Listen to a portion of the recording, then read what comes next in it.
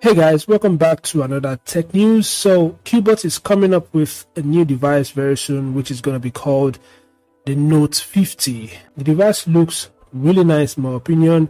As you can see at the back of the phone, there is a square-shaped camera module that contains two camera lenses. One lens has a circle shape and the other lens has a square shape, and at the side of the square-shaped lens is a flash.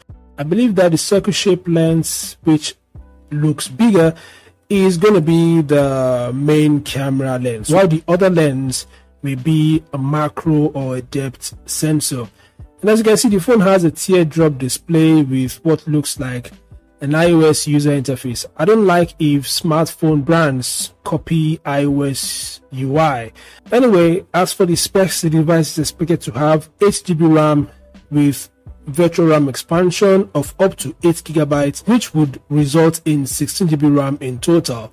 And the device is also expected to have a 256GB internal storage.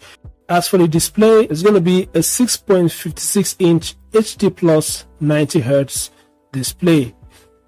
The device is expected to be powered by the Unisoc T606 SoC. As mentioned earlier, the device features dual rear cameras.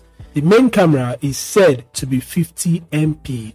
The device is also expected to support NFC. The battery capacity of the phone is 5200 mAh, and I expect this device to support fast charging. The phone is also going to be shipping with the latest Android 13. So these are some of the top specifications and features of the Cubot Note 50. As for the launch date and price, I currently do not know, but I believe the device will be launched in August and it might cost about $200. Anyway, I'd like to hear your thoughts about this upcoming device from Cubot, so feel free to share them in the comment section below. Thanks for watching, subscribe to the channel, and I'll see you guys in the next update. Peace out.